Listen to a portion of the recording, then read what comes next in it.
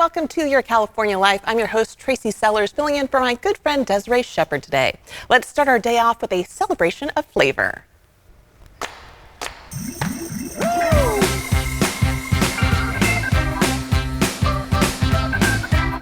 Well, it might not feel quite like autumn yet, but with a number of coffee shops announcing their fall menus, it's the official start of a very unofficial time of the year, pumpkin spice season. That's right. It's that time of the year when the world collectively decides that everything must taste like a cinnamon-infused, nutmeg-sprinkled pumpkin pie. It's like fall's way of saying, you thought summer was cool. Well, hold my latte. It's the season of sipping your coffee while pretending you're cozied up next to a fireplace in a log cabin, right? Even though you're probably just stuck in your daily commute. So brace yourself for the flood of pumpkin spice coffee, muffins, cream cheese, and even pumpkin spice scented candles. That's right, because apparently even your home needs to get into the spirit. It's not just a flavor, it's a lifestyle choice, right? I, too, am fully embracing the pumpkin spice craze. It's my guilty pleasure, my not-so-secret love affair with a vibrant flavor that's part of our autumn charm. So let's all raise our pumpkin spice lattes high and proudly proclaim, yes, I am that person who waits all year long for this. Introducing the exciting new talk and lifestyle television show, Let's Talk Hair, dedicated to hair from an African American perspective. Relaxed hair, natural hair, products and techniques, the latest trends, beauty, celebrities, personal journeys, and enterprise. Let's Talk Hair. Check your local listings for broadcast times and follow us on social media. According to one legend, a wealthy socialite asked her chef to make a special cake like the ladies could carry to the World's Fair. But whatever its origins are, this uniquely American treat has won hearts all over the world. So today it's National Brownie Day, and here to celebrate with us is Randy Sutton of Rick's Dessert Diner, which is a staple in the Sacramento community. Hey, Randy. Hey, it's great to be here. Yeah, we're excited to have you on. So the story I was mentioning, I feel like there's a lot of brownie stories, but is that the one you've heard too? Yes, I think most of the different stories have a bit of truth to them. Yeah. But the main kickoff was Bertha Palmer. Okay, that's good to know. Why do you think brownies deserve a national holiday?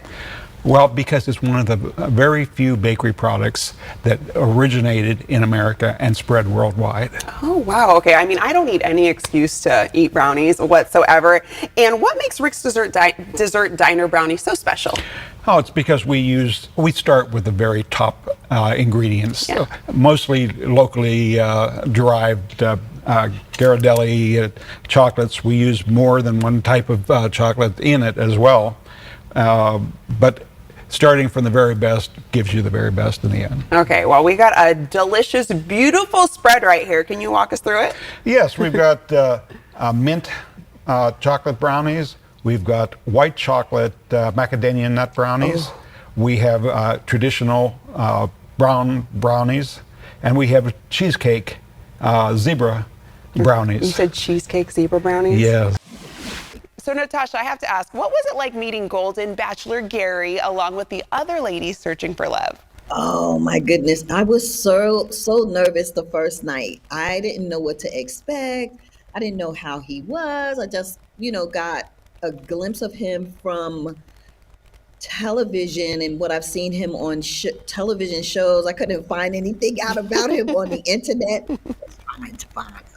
But I had no idea. So I just wanted to make sure that I made a big enough impression on him to receive a rose that night. Exactly. To develop a relationship with me, right? To get to know me. Yeah. And I mean, how did it feel knowing that there was a show encouraging and celebrating finding love at any age? Oh my goodness. Let me just say this. First of all, I am a pro-aging coach, and I'm always encouraging women, teaching women how to embody the second season of their life. So this is right up my alley. I was like, this is exactly what we need. This is giving a shot in the arm to people so they can age in excellence, because age is just a number and not a limitation. Ooh, I love that. Okay.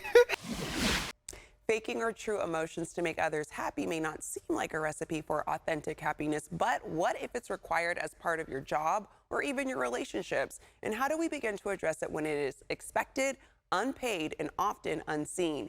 Here to break this down for us is the author of Emotional Labor, The Invisible Work Shaping Our Lives and How to Claim Our Power. We're welcoming Rose Hackman. Hi, Rose.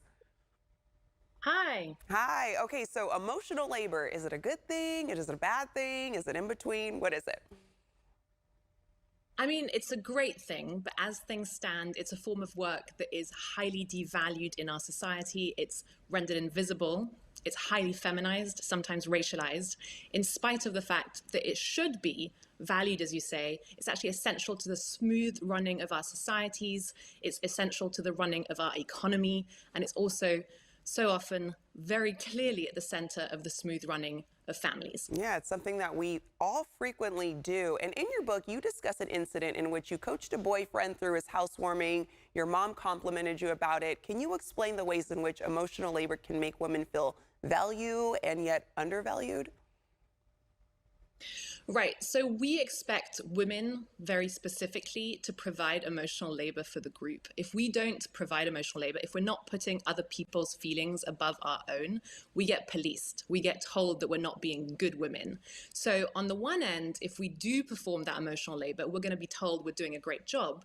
But on the other end, as things stand, this is not a form of work that really leads to any kind of remuneration. It doesn't lead to any kind of reward, and it certainly doesn't lead to any kind of status. And you also state that for women of color and trans women, the use of emotional labor becomes a survival tool as well because of the threats to safety caused by generational trauma and even violence. Could you unpack that a little bit?